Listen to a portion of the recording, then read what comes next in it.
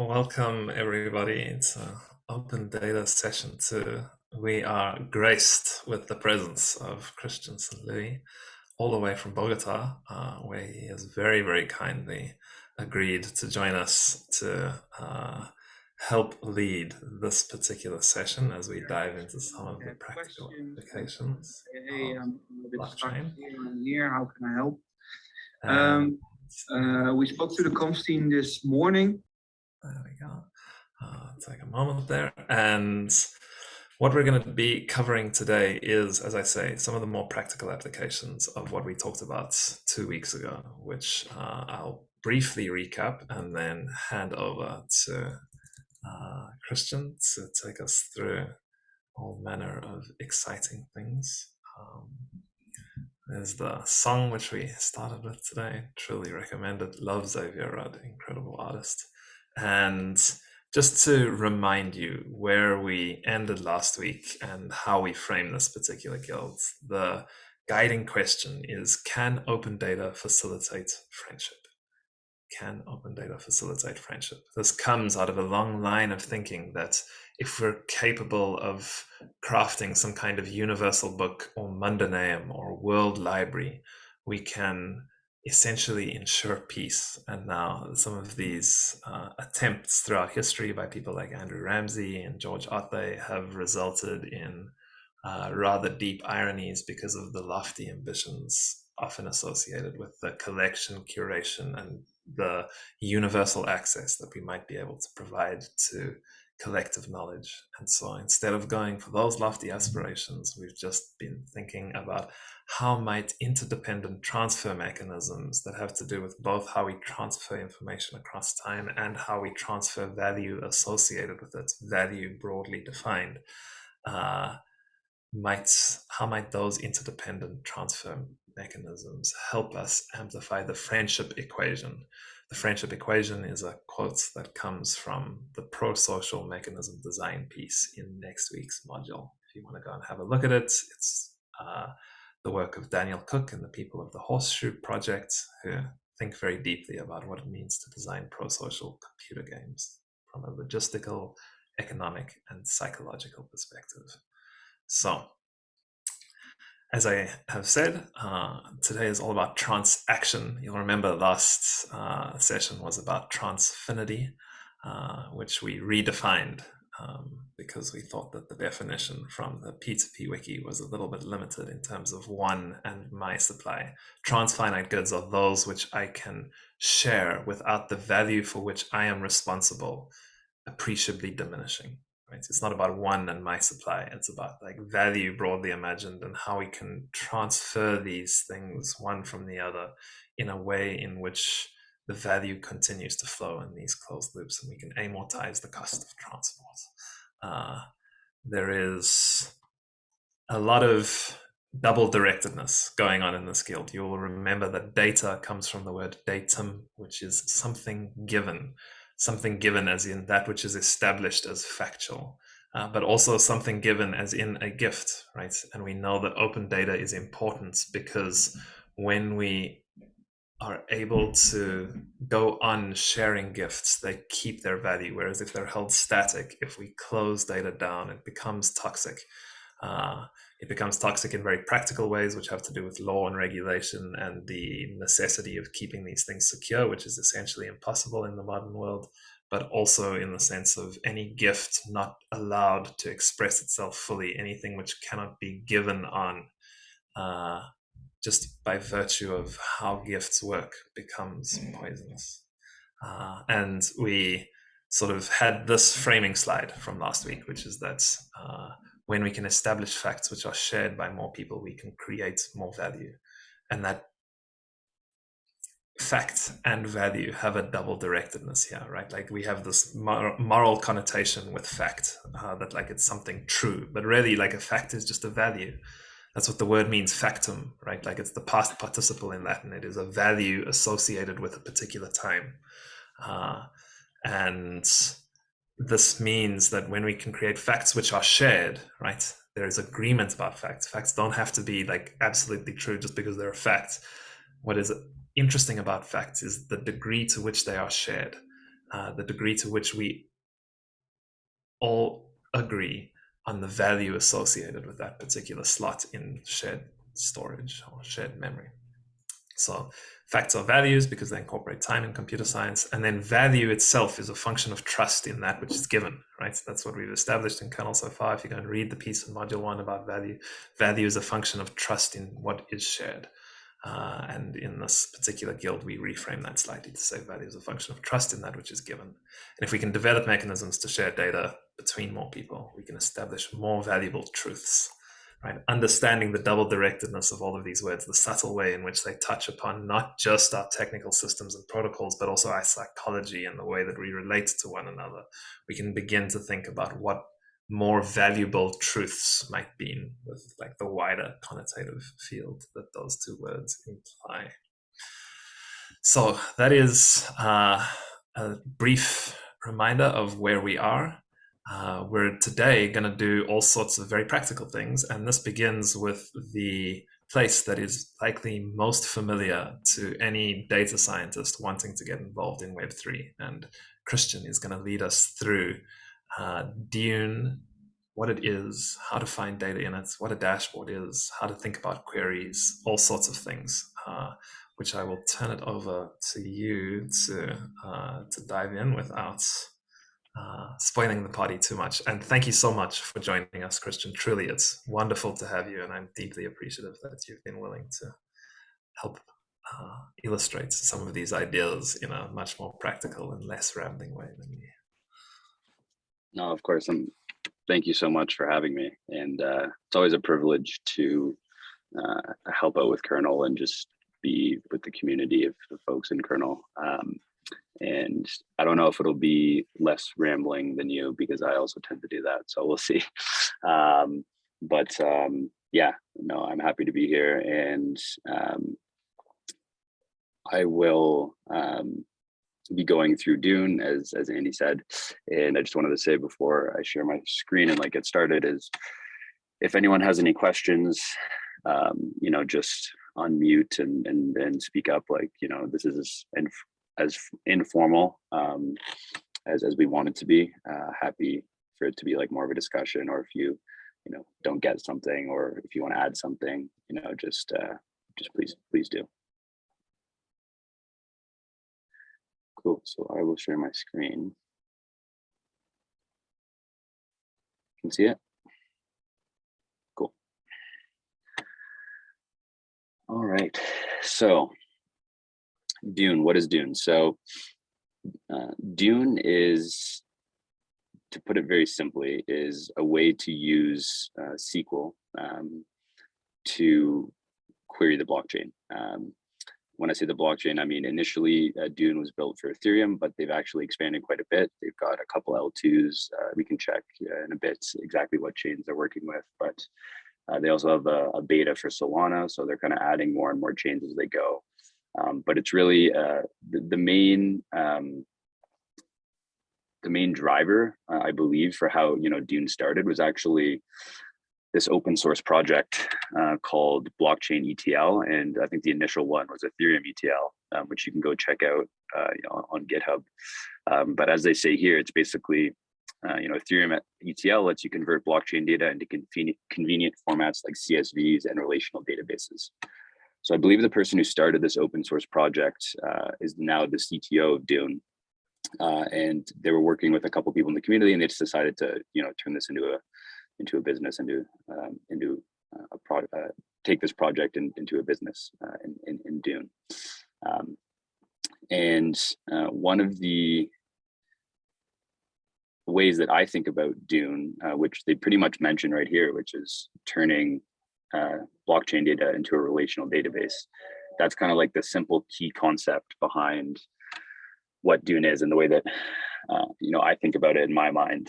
By no means am I a hardcore data scientist, and I'm also not a really knowledgeable smart contracts person. Kind of a little bit of both, but that's all you really need with Dune, is the ability to do a bit of SQL and learn a little bit about how different smart contracts work. But without the need to be able to write a smart contract.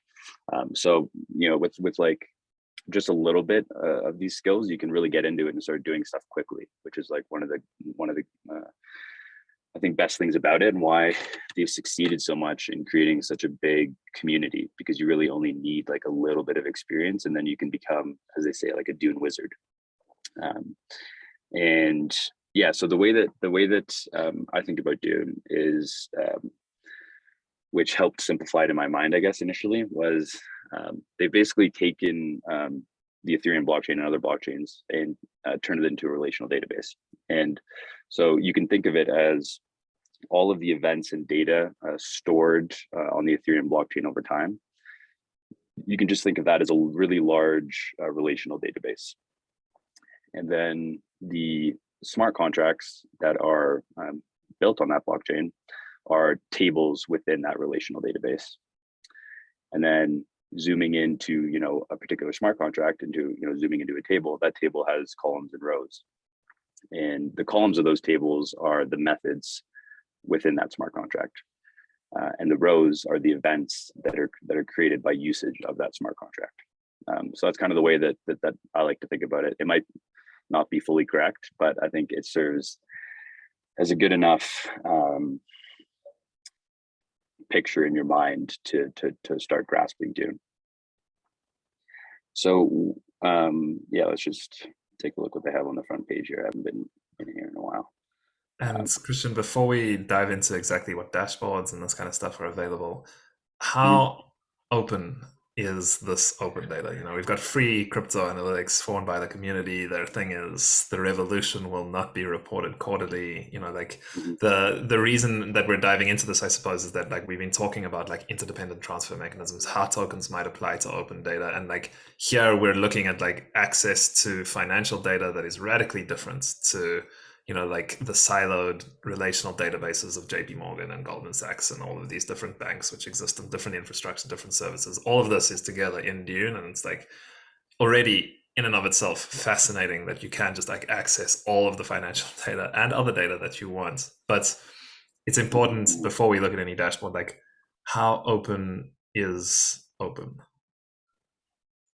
Yeah, that's a good question. And yeah, thanks for the prompt. This is actually something that I was discussing yesterday with some folks here in Bogota about, particularly with my project, the direction we're going is very related to the prompt that Andy just brought up, which is how open is data like Dune, and how big of a difference is it compared to like something like a Bloomberg terminal that you have to pay 25 grand a year for, and like only institutions have access to.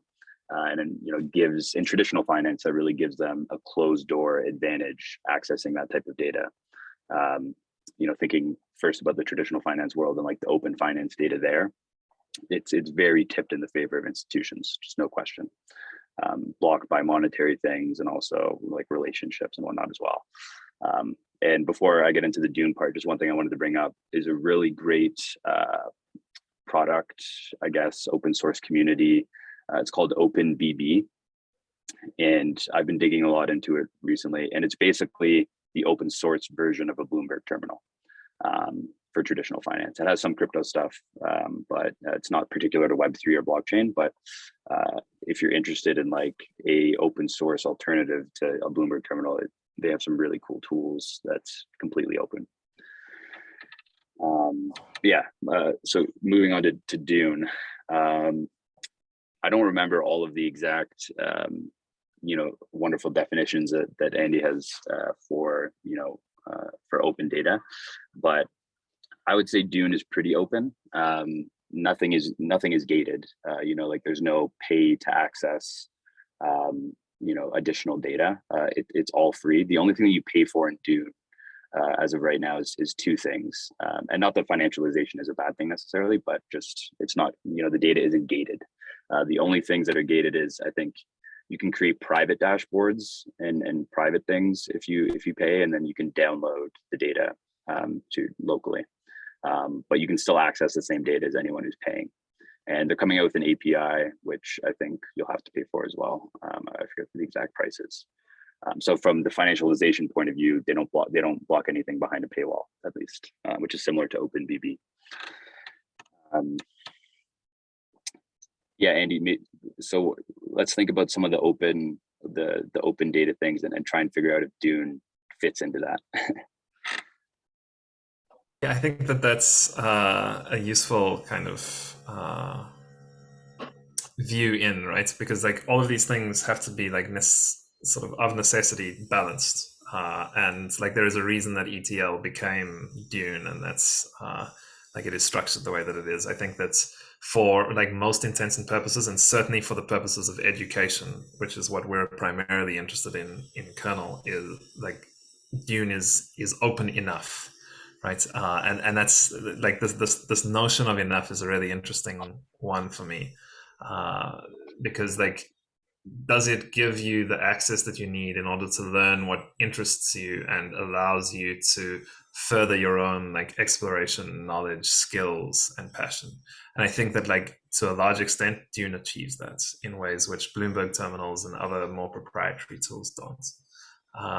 The exact definitions of these like agomic activities, I'm not sure that it fulfills all of them. I think that it probably like falls a little bit down, especially if they're going to like charge for access to their API, and especially if you want to download the data. That to me, like charging people to download their own like dashboards and stuff is maybe like a little bit outside of like the rather strict definitions that we've come up with of open data, which, just to remind everybody, it's transfinite, it's cooperative, it's self-interested, it's self-stimulating, self-directing, decentralized and non-authoritarian, positive sum, and it's not new.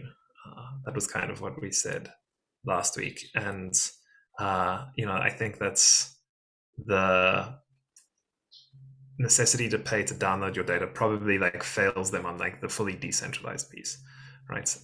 But Yeah. for all intents and purposes, if you want to like learn about like how you might structure data associated with smart contracts and how you can query what is happening on the network in efficient and easy ways that are not difficult to learn and that can build upon the work of others in deeply collaborative fashions, this is a wonderful place. And that's kind of why we're starting here, right? Like it's not it's one thing to listen to some crazy guy from Africa talk about like the high-minded, pure, abstract ideals of Agomians. It's another thing to build like a genuinely collaborative platform that provides a valuable service to other people and still like be able to keep the lights on and keep doing that. And so like Yeah. this is inevitably, like the entanglement of like providing service in the world, and I am for one like very grateful for what Dune does, and we're definitely not out here to like hate on them. It's just nice to kind of Yeah. take a look. I've heard it described as like a Web 2.5, because obviously like they're focused on Web3 data and like furthering the spread of that data and the ability to jump into it, which isn't limited, although the other stuff is limited. But they don't have a token, they don't have this kind of system for transfer, that's Web3. They charge US dollars, so it's kind of like, but they have an incredible community, a decentralized community of people. Anyone can go contribute, there's kind of like these cool peer-to-peer interactions as well, where someone isn't that familiar with Dune, so they'll be like, oh, I'll pay you $500 if you build a query that does X. And that's kind of sprung out of the community there, and it's created like a huge center of commerce just within the Dune community. So it does fulfill some aspects, but then fails in other aspects, as you were saying.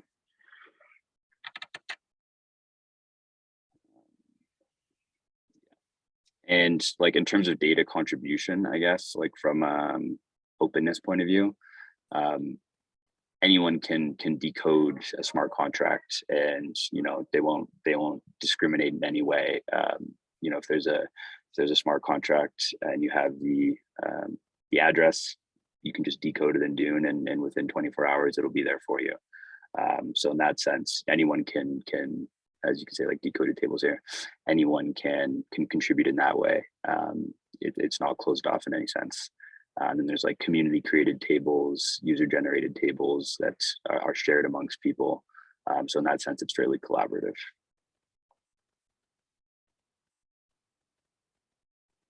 Perfect. Let's explore some of these dashboards and get going. Okay. So yeah, jumping in here, like the first kind of view that you have when you go to like the discovery page in Dune, it's I guess shown through a social reputation.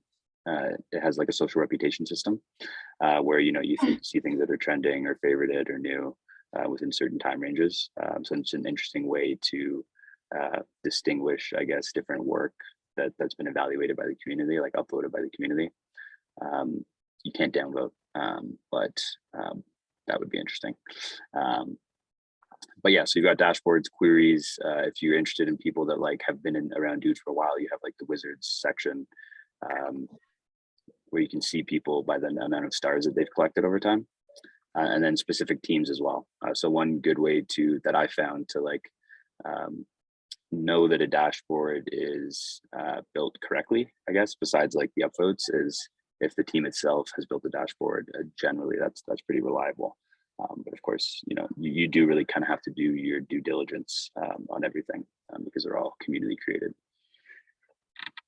Okay, so jumping into like the mechanics of Dune and jumping into creating a query. So the prompt for today is to look into Gitcoin, and we want to find out some more things about Gitcoin donations in particular.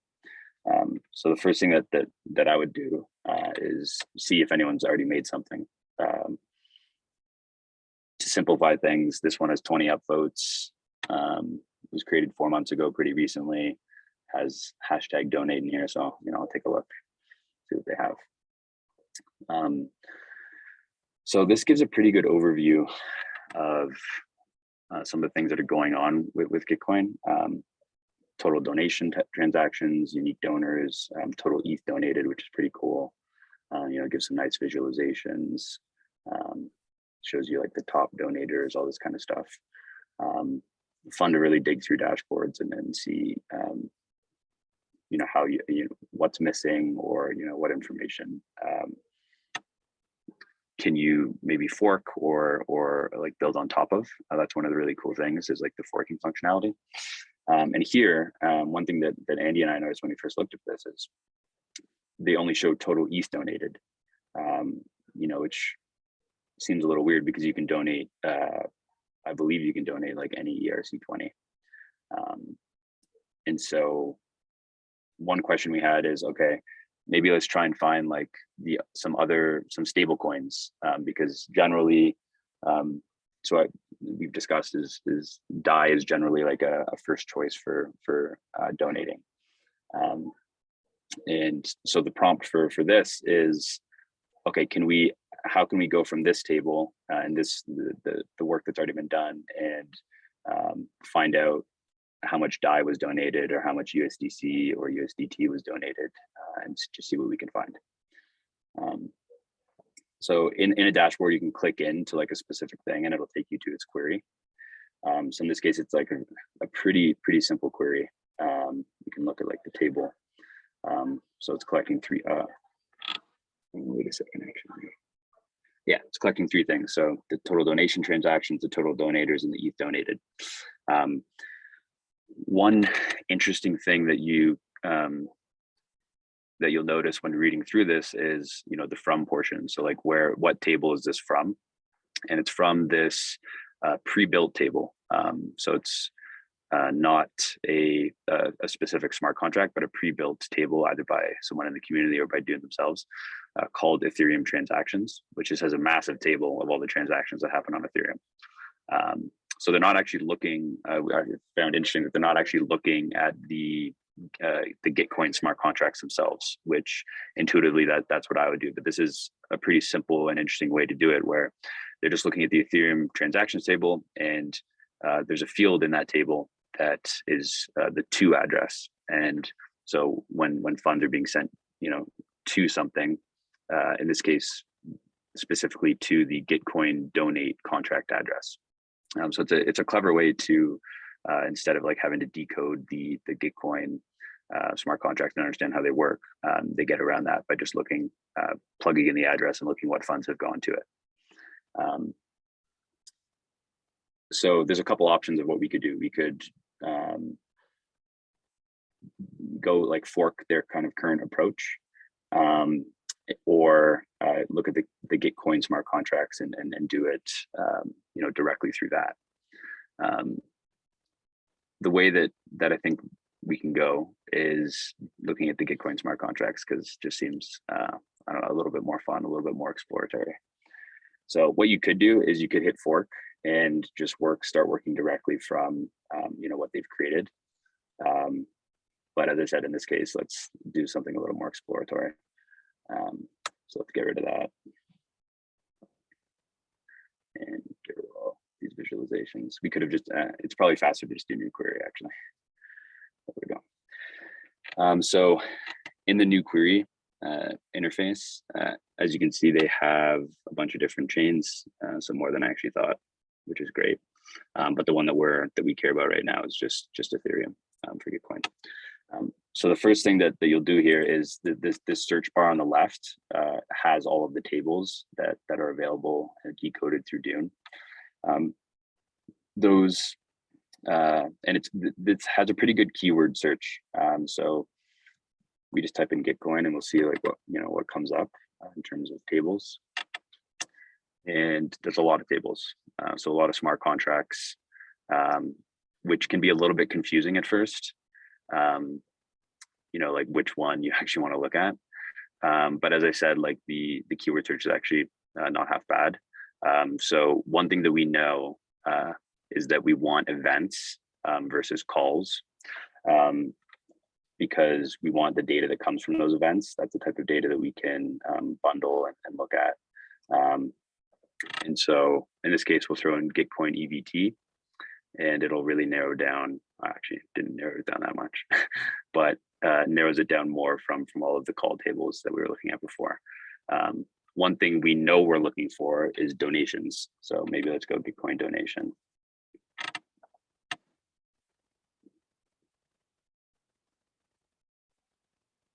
Sometimes you might just try donate. Donate. Oh, there you go. It even look at that keyword. I wrote it wrong and they still brought it up. It's impressive. But that's a call. We don't want the call function. So here, the one that I'll go to donate because I think there's more tables. Oh, it's only showing, well, this is the one we want anyway. So yeah, last time I think there were more tables that came up, but we can check on that later. But this is one that'll work for us. So it's called bulk checkout EVT donation sent. So correct me if I'm wrong, Andy, but I believe this is showing the events for any bulk checkouts where a donation was sent to Gitcoin. Yeah.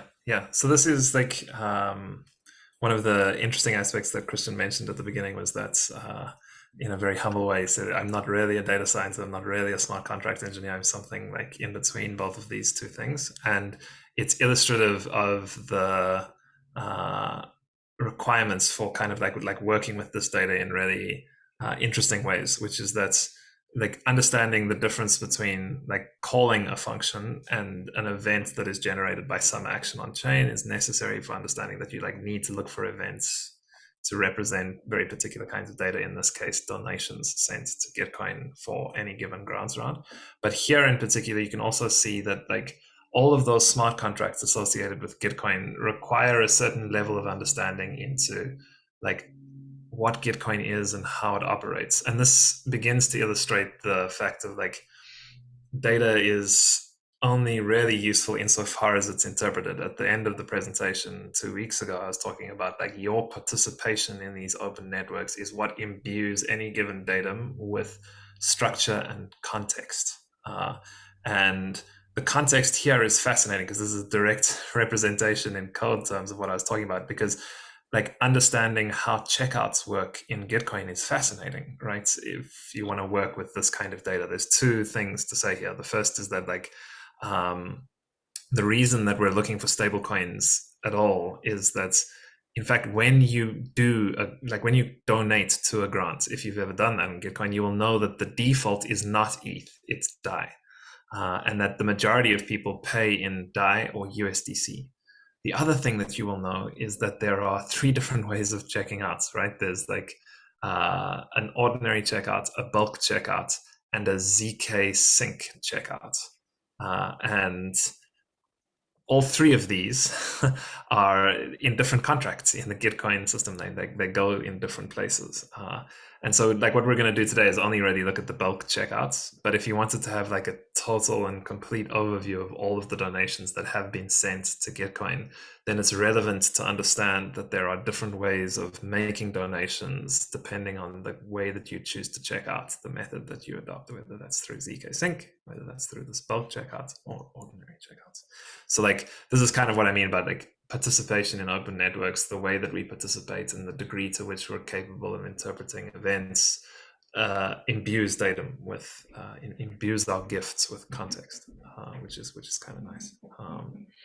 And yeah, I think it is deposits. That's there's our ZK sync stuff, which is the EVT deposit made would be the one. But like let's just do the bulk checkout because this is the easiest to understand. And yeah, as Andy was saying, like usually you have to, whether it's DeFi or Gitcoin or an NFT project or, whatever you're looking at, it helps to understand what's going on with the thing that you're looking at.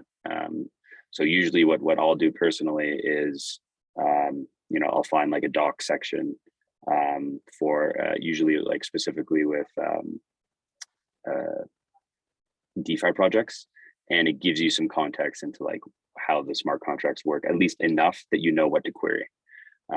You'll know, like you'll be able to find like the deposit, a smart contract or maybe there's 3 of them, and you have to include all those 3 to have a complete view of the data.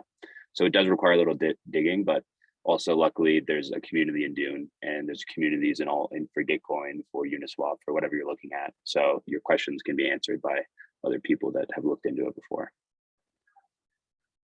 And this also, just for completeness, like helps us understand why they took this particular approach of looking at the Ethereum transactions table generated by Dune itself, looking for any transaction sent to a specific contract, and then looking at a particular function call within that contract, which is generally defined by the first 4 bytes of the CAC 256 hash of the function name. And if you don't understand what I just said, don't worry.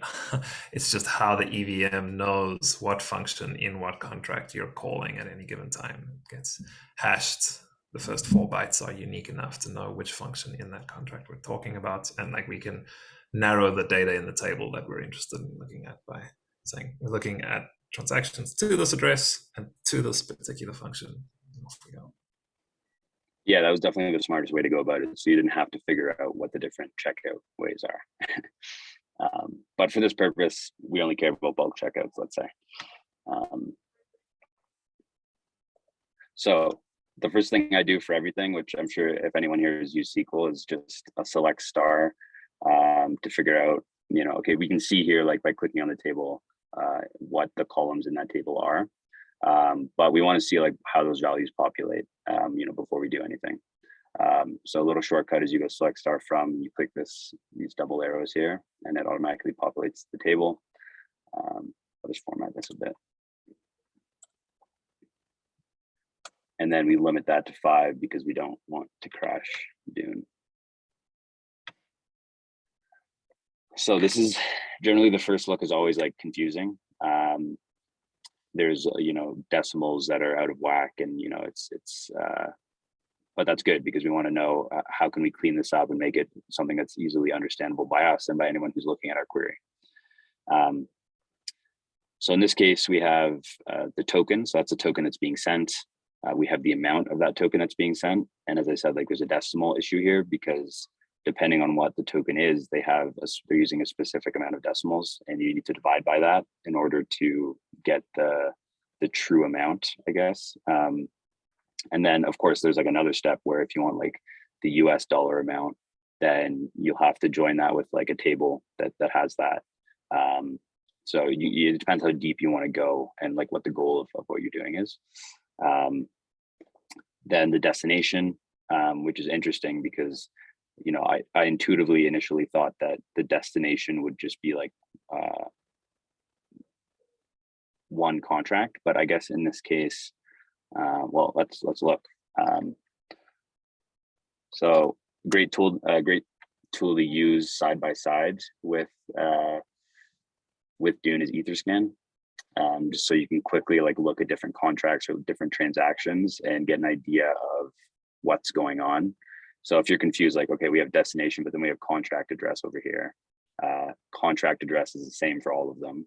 So that kind of makes sense. But I thought that there would, in the previous transaction or in the previous table that we were looking at, there was just 1, 2 address. And so if I think the destination is the same as 2, it's a little confusing. Like, why are these are literally all different destination addresses.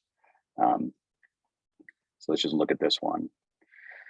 So one little thing to note is that instead of having a 0 at the front in Dune, they have this backslash. There must be a reason for it, but I couldn't tell you what it is. Okay, so let's look at this address. So it's labeled with Gitcoin grants and a Gitcoin grantee. So I guess my guess with this, again, it's just a guess, is that this is a particular entity that's receiving a grant. And that's why the different destination addresses are all different, because they're different grants. What do you think about that, Andy? Yeah, absolutely. And you can tell in the from field here, and if you scroll up a little bit as well, you'll see in that overview field, it's the ethers.js grant. So this is a particular Gitcoin grantee, and it's the ethers.js one, which clearly, like, they're the one who is receiving whatever token has been sent in this transaction. That's pretty cool. Yeah, it actually shows you, links out to Gitcoin with the contributions. Cool. So that now we know what that is. So Etherscan helps with that, because you can kind of quickly figure out based on a couple of transactions what's going on. Then it looks like for all of these, this is the same donor address, which is interesting. So let's see why. What does that mean?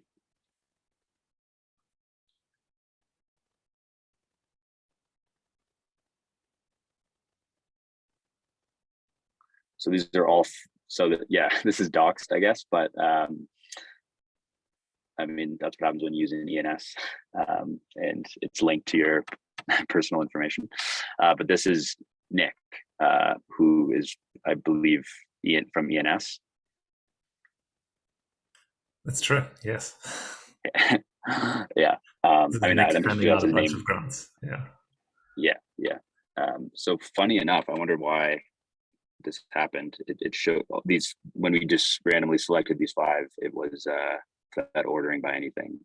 They all happen to be from Nick. He must have just sent like the last 5 or more like grants. This is in 2020. Maybe this is the beginning. No. Aha. Yeah. Yeah. Fair enough. Would it be? So this is the top of the table, and it's in descending order. Yeah. So then he was like the first guy testing this bulk checkout. Clearly. Right. Yeah. Cool. So then here we have, the contract address, the actual transaction hash. So we can plug this into Etherscan if we want to see exactly what's going on in the transaction. And then a few other things, timestamp, index, and then the block number. So it looks like these all actually happen at the exact same time, the exact same block. They were all in the same transaction, which is cool.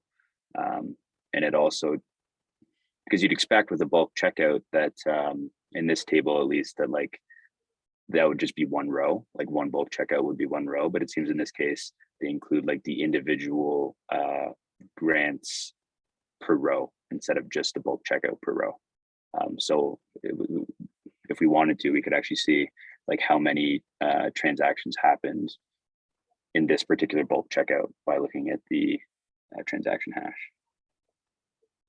So you can see from Gitcoin, and then we'll go group, actually we'll go where EBT underscore transaction hash equals that.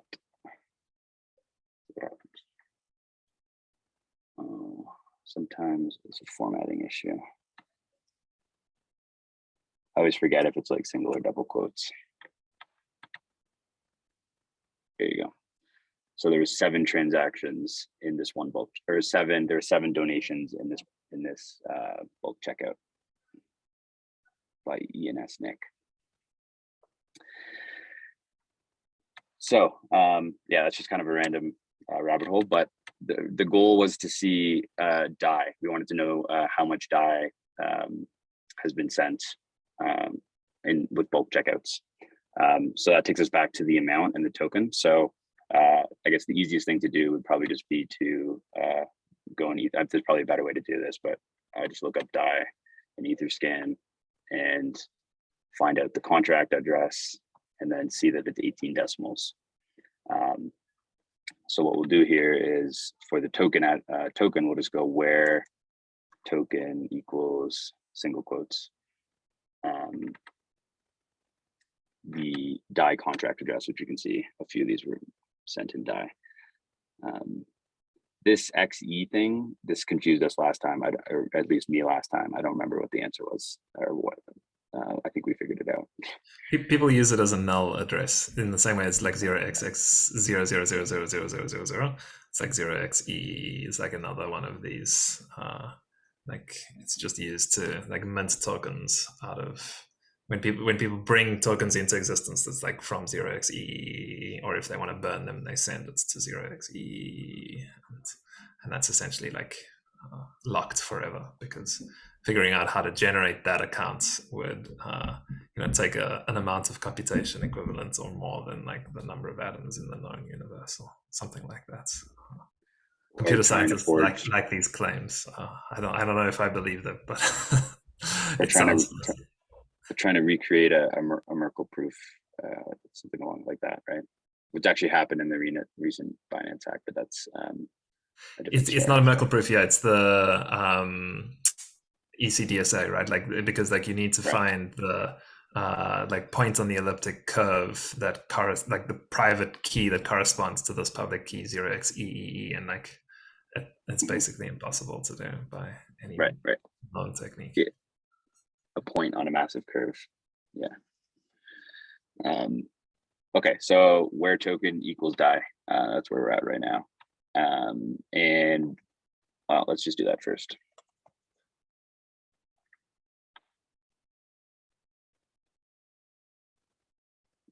Oh, that doesn't make sense. No results from query, so let's start from where token equals. You need to take the 0 out. Yeah, there you go. So yeah, Dune doesn't think that token exists, but when you throw the backslash in, it works. Okay, so then the what we really care about in this is, instead of just doing select star, we'll add a few fields in. So let's do token, let's do amount, but we'll do amount divided by 1e to the 18. So we're getting rid of all these zeros and actually finding the exact amount of DAI that was sent. They said you can see that here just by the number of decimals. And then what else do we want? I guess we can just include let's include dest as I guess grantee. So we just rename these things. Donor, that's self-explanatory. Then let's include the transaction hash just in case like we want to take a look at one of them.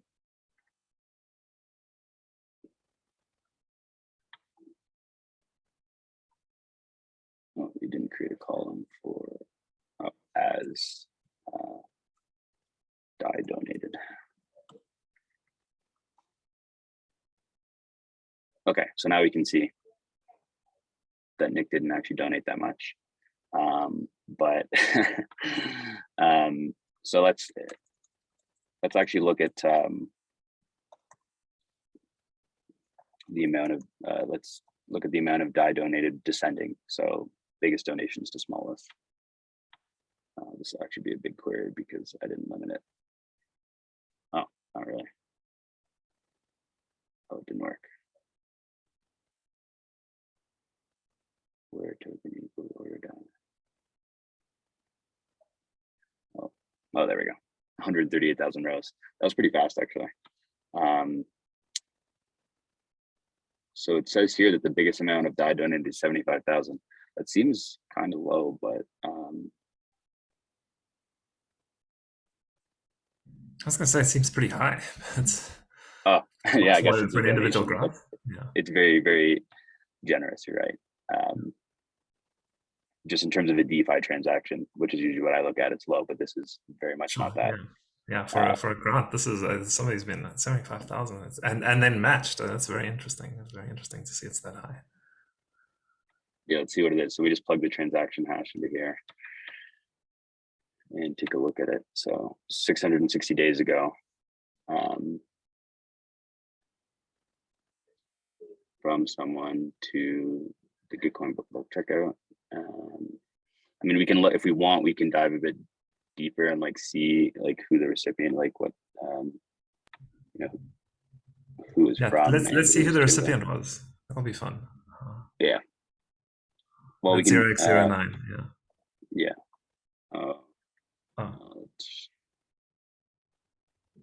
I don't think it's that's. Click on it, and then because it takes you to like the DAI overview of it, and then that token holder is where you want to click at filtered by token holder. If you click on the left of your screen. Token holder. Yeah. Oh, I see right here. Yeah. Oh, it doesn't say. So, yeah. No. This one, no. This one isn't labeled like the Ethers grant. Yeah. Let's see what tokens they have, but yeah, interesting. Let's see actually. So that address is, yeah, the grantee, which makes sense. 0x097. And see if there's anything on the donor. I mean, the beauty of this is that like you don't have to know who it is. That's fine. Oh, this person's a bit of a whale. Oh, a lot of graph tokens. So maybe infer from that. But yeah, interesting. So a graph whale did a big donation. That's all I know. Okay, so the goal of this was to see the total amount of DAI donated using bulk checkout. So all we need to really do is do a sum of the amount. And then maybe we'll call this total DAI donated. And we have to change this. Actually, we don't need the order by anymore. See if we get any errors. Oh yeah, it wants me to group by.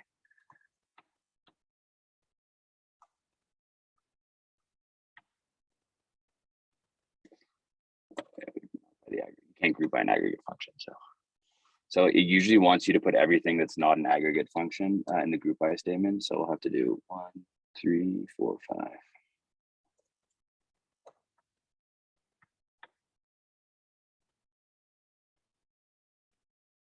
This is always my process, by the way. I always get a lot of errors. So bulk checkout EVT must appear in the group by 1, 3, 4, 5.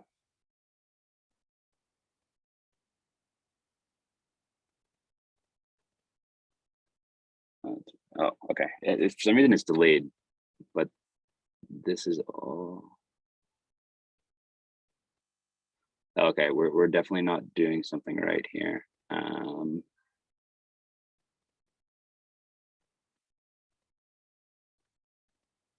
Because this is similar to what we had before. So we want, let's take a step back. We want the total amount of DAI that's been sent over time. So this is correct. We want the sum of it. But we actually, in this case, we're not grouping by the right thing, I don't think. We just want the sum of total DAI donated. We don't want, maybe we're not grouping it by the right thing. So let's see what happens actually if we just do this.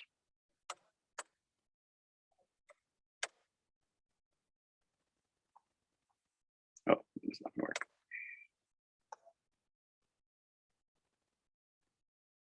Oh, there we go. So 2,308,910.88 cents. Well, not cents, 0.88 DAI has been sent over time. So then you can create visualizations with this. You can like look at different tokens. There's another faster way that we could have done this actually, where you can join it with another table that already has the information that you want. So for example, instead of like looking up the DAI address and plugging that in here with like a where function, instead what you can do is, I think digging around in the Dune docs would help, but there's like these there's these tables that are like kind of pre-made that have like useful information that you can join with to quickly solve something instead of doing something manual like where equals. So I think it's called ERC20 tokens. Well, the fastest way that I always check, to be honest, is I just look at my old queries because I always forget what I did. Let's save this actually.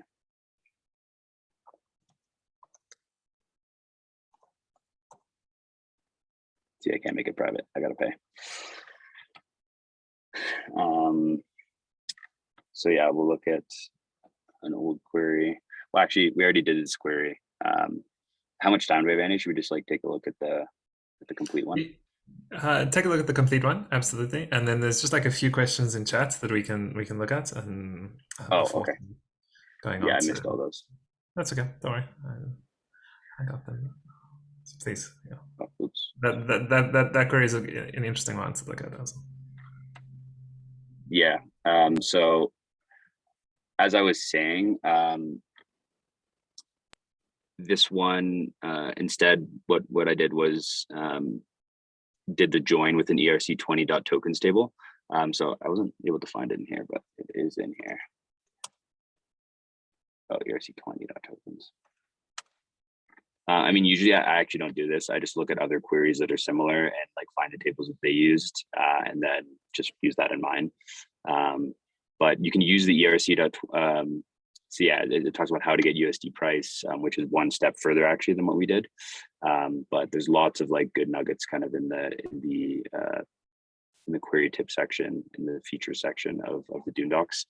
And I think it says down here somewhere. Yeah, so we want token symbols. So to do this, join the table ERC20.tokens with your event table where the asset equals the token address. We actually don't want to do that, but that's an option. And so in this case, what we did is we just left join the ERC20.tokens table on the contract addresses. In particular, we cared about ones where the decimals were 6 and 18, just because the certain tokens have 6 decimals and certain tokens have 18, and the ones that we wanted to look at, I believe USDC has 6 tokens, and then USDT and DAI have 18 tokens. And so that's why we did that. But yeah, let's go top to bottom. So again, what we care about is the token, the decimals, because that's how we can filter the tokens. And the destination is the recipient, the donor, the EBT block time is just the time it was sent, and then the transaction hash as transaction. And then we add in, so the decimals and the symbol come from the ERC20.tokens table. So when you're doing that in SQL, you have to let them know in the select statement that it's from what table it's from if you're querying more than one table. And so in this case, we called the ERC20.tokens table T. So that's why we're doing T.decimals and T.symbol. Then, as I said, we do this join. Also, actually, the one thing I didn't mention is we have a case when here for the amount. So this is basically just like an if statement, if else statement. So the case when decimals are equal to 18, then we divide by the amount by 18 to get the proper amount of tokens. And then when decimals equal 6, we divide by 1e to the 6 to get the proper amount. And then else null, because for the purpose of this, we don't care about any other decimal formats. So when you do with table as, so we call this table Gitcoin, we're actually just creating a table here. So we've created our own new table. And when you do it like with that table as, saves that table, and then you can query that table after. So That's just kind of a clean way to do it. So now we have this table that we've already created, and we can query that table directly. As you can see, we call it Gitcoin. We really call it like Gitcoin bulk donate or something. So here we're just selecting the symbol and the sum of the donation. And in this case, we only care. So this is way cleaner, right, than like having to find the contract addresses and whatnot, because here we can just say we want, you can put in any symbols you want. So here we just want DAI, USDC, and USDT. We group that by symbol. So we're summing the donation and then grouping it by each token, and then ordering it by the highest donations. So in this case, actually we don't, we're just ordering it by the total amount for DAI, USDC, and USDT. We don't really need to do that. So here we can see that our old query was correct. 2.3 million DAI sent, 1.5 million almost USDC sent, and then 437 USDT sent, just using the bulk checkout. So it is still incomplete. And then a very, very simple pie chart of what that looks like. Incredible, incredible. So everybody has the query in chat, and this begins to like start touching on what actually like working with open data looks like. We have like one more little section of this plan in terms of like submitting our own contracts, which we'll get to in a moment. But just in terms of like touching on some of the questions here, Natalie asked like if there are any other platforms sort of other than Dune that have these kinds of things. There's been some discussion of Nansen, Tadeo, who we're gonna haul up on stage in just a little while to talk a little bit about maker data. Also points out that there's Flipside, and Flipside is great. which is really great. So you've got Nansen, which is like mostly paid. Definitely like doesn't fulfill everything that you have to say about open It's data, a Web2 but company. And it's also kind of interesting because it started as like a DAO, right? Like the people in it kind of do share things in interesting ways. So like while the business model is Web2, like the way that data scientists within Nansen started like sharing work and this kind of stuff was one of the early versions of an actually like functioning DAO. You also have transpose, so there's Flipside and transpose, which Tadeo has touched on, and which maybe he will talk about when we haul you up to talk about maker data. And then one question it might be worth touching on, Christian, before we just dive into like organizing our own smart contracts and decoding them, is like Roy asked, how can we assure that Dune's data is complete and up to date? Like what assurances do we have about that? Interesting question. I don't know. That is a good question. So from a data analyst point of view, the way that I would check that is, which would be annoying because it kind of removes the purpose of the easiness of Dune, but I would check against other data sources, specifically against the blockchain directly. So Dune data actually isn't complete because you can't do time travel queries with Dune. And what that means is, again, I'm no expert on this, but I'll try and explain it. Is Dune doesn't actually have the full state of the blockchain at every block. So there's only certain things like events that you can see over time, each block. And to get like certain types of data, you actually need to be able to see the full state of the blockchain at that time, at that block, in order to get certain things like certain account balances and things that are like non-event specific that aren't emitted through events. So Dune actually is incomplete. And for my project, what I'm working on, it doesn't work for what we're doing for different things, because we need to know the state at that time in order to find specific values of data. So it actually is incomplete, but you might mean like from an error point of view. But yeah, that's so it is incomplete in a sense, but at the same time, it does have a vast amount of valuable data as well. Yeah, that's really good. And today I was confirming that in chat. We are gonna get him up to talk about maker data in just a while. But we did want to like use Dune as like an easy introduction for folks, even if it's not like fully complete, even if we don't understand everything about time travel yet, which one day we will. Don't worry, Christian. We'll go back to the future in our cool car, and it will talk to us, and everything will be okay. But the central point here, I think, is just like the degree to which even a tool like this is like massive step forward compared to the current state of data in like more traditional systems. And people always talk about like unsiloing things and what that actually might mean theoretically. And like this is where it begins, right? Like this is where it has begun. I think like Flipside and Tally and some of these other places are really interesting, and like it's going to be really fun to look through the maker data too with today in just a moment. And like while it's not fully complete, and while like if you were doing something in production, you might, in fact, you definitely should like check it against other data sources, including the blockchain itself.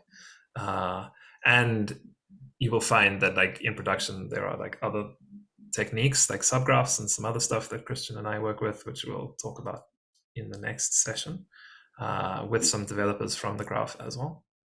But like this is, I think, probably the easiest entry point to just understanding like what is different about this environment before looking at like some of the more extendable and like fully open tools that we can use. So Christian, maybe we just spend like another I think like at most we have like 10 minutes just to like talk about like, hey, we have this contract called signature economies. We want to like import it, decode it in Dune, and look at how much money this new medium has raised for kernel. How would we do that? Right. And one thing you might have seen on my screen, which is embarrassing because my friend also does a lot of Dune queries, and he said he had more stars than me. So I started a bunch of my own queries just to have a higher number. But yeah, that's embarrassing if you notice that. So there's actually one question as well that I wanted that I thought. So Tadeo said on the quality of data at Dune, you don't need to check it against other sources. Or sorry, you do need to check it against other sources. So yeah, that's very much true. And that's kind of in the nature of how this works in terms of social consensus on what a good dashboard is by like the star function. But literally anyone could have written that. You don't know. They're not necessarily doxed. And even if they are, you don't know if they could have made a mistake. So it's all peer reviewed, I guess. And so it is always good to check no matter what, through other tools or through Etherscan, or if you want to spin up your own node, I guess that's another way to go about it. Yeah, and it's actually like an important point. And Christian, I am going to invite Tadeo up in a moment rather than doing signature economies, just because we're running out of time. But like one other thing that I want to just touch on here is that, you know, like there's all of these discussions about like what Web3 actually is that's going on at the moment. Is it like read, write, own, if you listen to Chris Dixon and some other folks, or is it read, write, sign, if you listen to signature economies, which is one of the contracts that's we also imported into Dune? Or is it something also like maybe read write commons, you know? And that's like an interesting perspective on things, which I really like from Philip Sheldrake. And I think, Nicole, it speaks to your question, right? In the sense that like, how do we think about the value of data in these dashboards differing between Web 2 and Web 3? Is that I love this enormously simple and almost naive approach of just like peer review stars on a like Dune dashboard. There's no like token involved. There's no like weird incentive structure. It's not overly complicated. It's just like, yeah, maybe it's not complete, but like think about how Wikipedia functions, right? So like over a long enough period of time, when you have an open community of people looking at anything, whether it's code, whether it's data, whether it's dashboards and queries, whatever, like the amount of human attention and eyes on it makes any bug shallow, just as it makes any data increasingly valuable. Because like when there is a mistake in a query or a dashboard is incomplete, this will like inevitably get forked, furthered, and made more complete over time just by virtue of the community that is participating in it. And I think that it's like a really interesting feature of like what like Web3 might actually mean outside of like weird technical protocols and like somewhat strange incentive mechanisms that perhaps don't always have like the most pro-social outcomes. and if we like focus more on like the commons aspect of this stuff, that could be really interesting. And I say all of that as an introduction to our dear friend Tadeo. I think is also in Bogota. I'm not 100% sure. I hope you are. And helps. In fact, you lead the Maker core unit on data, right? So please, I would love to hand over to you and just to like have a very brief overview of the kind of work that you do in terms of making sure that data for one of the most important open source protocols is available for folks, and where people can look to learn more about that. Thanks a lot, Andy.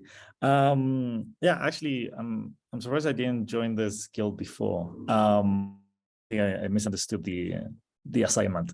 So I'm actually leading the data insights coordinate at Maker. We mostly, our mandate is really about making Maker data as accessible as possible to as many people as possible. So there we kind of take a very relaxed approach into exactly what work we're doing there. The initial idea was to do a lot more of like data analysis, but we realized that what most people were missing is more the infrastructure side. So we're mostly nowadays doing data engineering, which this means is we basically pull the data on chain, we decode it, clean it up, and basically create what's called data marts, or essentially like very clean, easy to understand tables for very specific domains. So we think about Maker is very reliant on governance, and voting is quite central to our activities. You basically nowadays can access a table for all the voters that are in the Maker ecosystem, all the delegates that are there. We actually have a professional delegate program, meaning that we actually pay people based on the amount of MKR, which is our governance token, that have delegated to them for them to be able to make decisions to vote in the name of other people. We also have tables for specific votes. So if you go into a poll that is running nowadays about green lighting a specific collateral for the system, you can see who voted for or against it.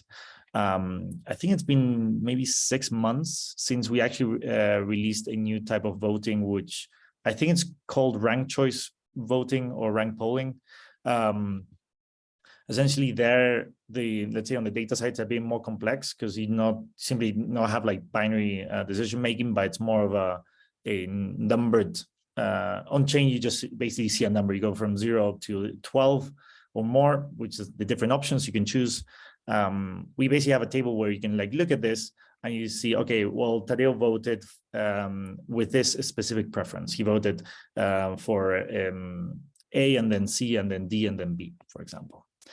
So what we end up doing is we collaborate with mostly other core units within Maker to help them with their data needs. Also collaborate directly with community members, delegates, and actual partners from the ecosystem. And the real output of our work is quite varied. So we go from just maintaining a database that anyone can query for free. I quite like, Andy, your point of what open data should be. I need to cross-check whether we fit all those categories, but I hope we do. We essentially offer this without gatekeeping. You can just create your own user and query our data. You also have a RESTful API, so a very easy way for people that might not know SQL but do know Python or JavaScript, for example, to be able to query that data and actually pull into their own web application, for example.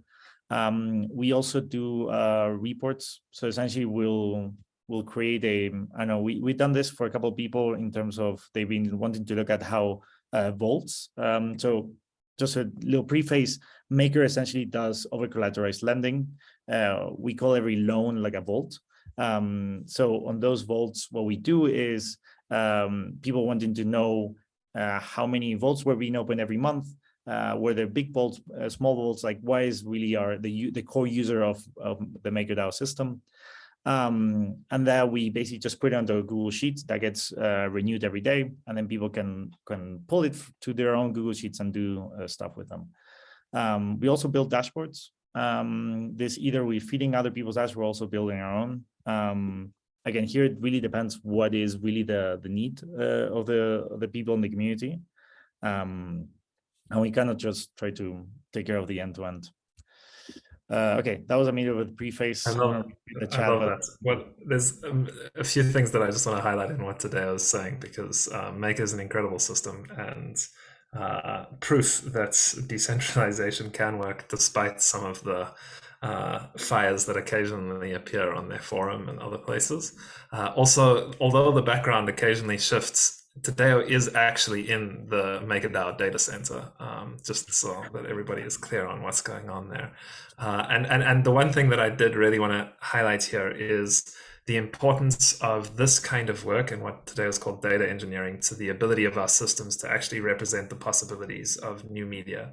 So like the voting example is really, really critical. What Maker made possible very early on with a particular governance contract that they call DS Chief was exactly like the way that the voting works in that contract is via slates, and it allowed any number of different like voting methodologies, in particular like ranked choice, but not just that, right? Like there's many others that you can use in the same system. And I was actually involved like early on in Maker with like trying to figure out how do we build an interface which represents the possibilities that this contract holds for indicating your preferences, and not just in like a one person one vote kind of way, or in a quadratic way, or like ranked choice. Like how do we represent to people in a way which is still accessible and yet extends their ability to understand what voting is and could be, and what governance is and could be.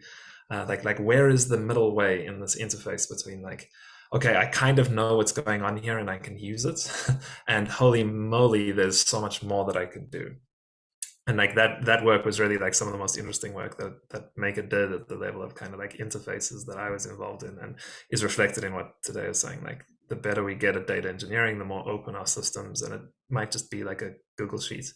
It doesn't have to be like the most fancy thing. These enable like more and more communal use, more and more common use, more and more common knowledge about stuff that then like is a virtuous feedback loop that enables us to build like better systems based on feedback from the people who use it, that then allow us to like exhibit our preferences even more and share more of like what we hope the world to be and how we hope to govern it with, and it just like cycles back and forth. So incredible work. I've dropped the link to the data.maker, which one is it? It's data.makerdao.network in the chat, so you can go and take a look at what's there. I will post the 8 agalmic requirements. I don't want to call them requirements, just suggestions, guidelines.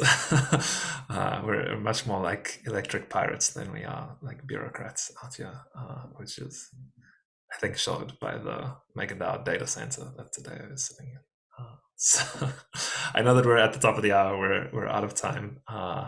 If you need to go, please feel free. And thank you so much for spending an hour and a quarter with us. If you want to stick around and have further questions, I'll be here for another sort of 10 minutes or so, I suppose, if you have further questions. But otherwise, feel free to drop and go about your beautiful days wherever you are. Today, if you have anything further, or Christian, please, now is a good time. No, happy to be reached out. I think I'm just today on Slack, so you can find me quite easily. No, something to echo what you were saying, Andy. I think one of the things that's happening now, and particularly with Maker, is the Maker system and there's other systems of the game are quite complex and are getting increasing complexity as we go. And I think we shouldn't shy away from this complexity. It's more of, you want to have this common use. Therefore, you need to a way of translating the complexity into back into simplicity. So the Maker system is famously weird and with very different weird variable names. And I think it has its values, it's really value on benefits. I think it's just a matter of like finding ways to translate that back into a language that everyone can understand without really losing this idea of like flexibility. And as you mentioned, Andy, with voting, we can basically push any idea of how we would like to run governance on the existing smart contract.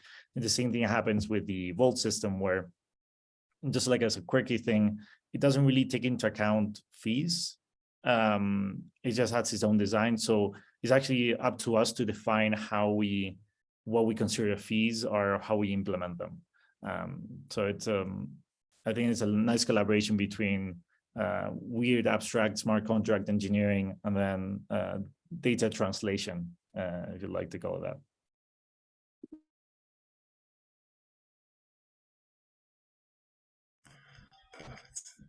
Christian. Yeah, there's this one initiative. I mean, Andy, you might have this slated for next session, but it's something that we use at.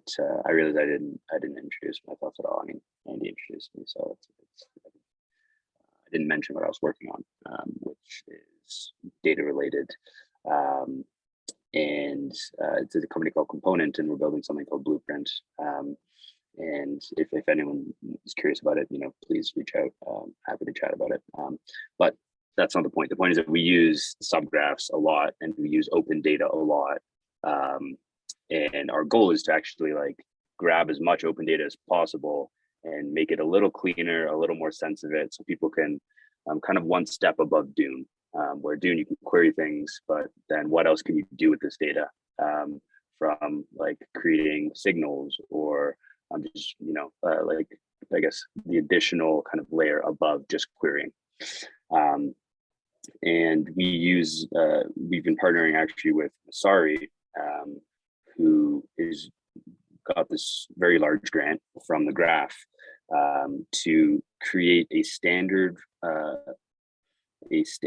guess a standard for different categories in DeFi, so that you have a really easy reference point for comparing different protocols. So what that means is, for example, all AMMs and DEXs, they've created this standard of 30 or 40 metrics that you can see for all of those DEXs and AMMs.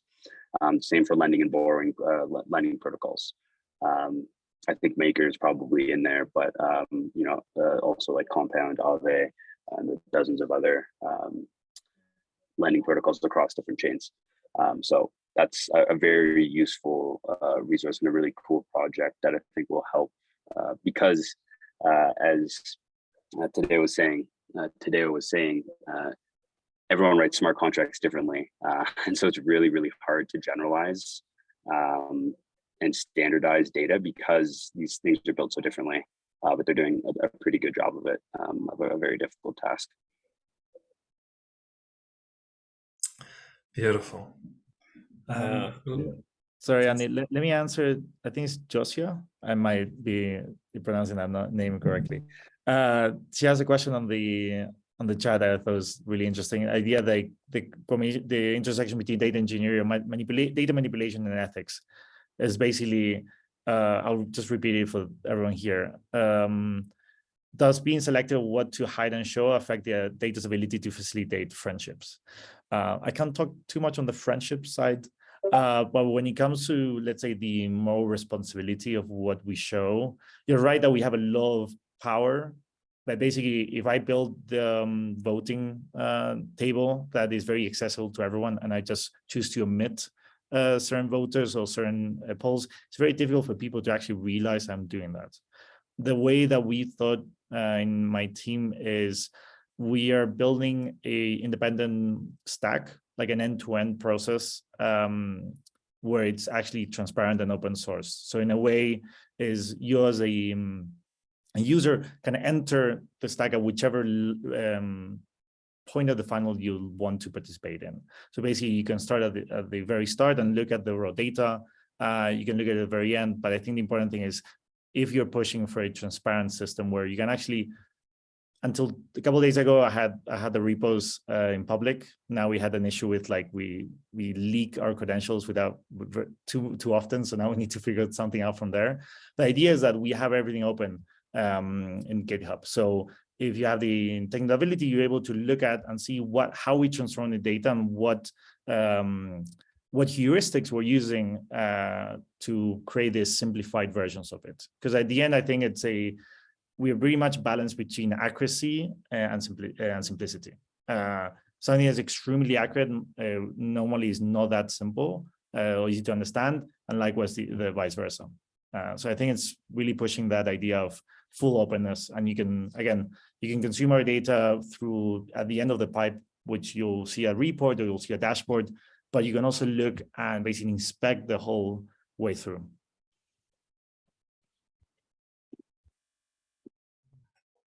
Incredible. Anything further there, Josiah? Happy. Okay. Wonderful. All right. There we go. I think that is a good place to end our discussion today. I'm gonna stop the recording. Thank you for being with us.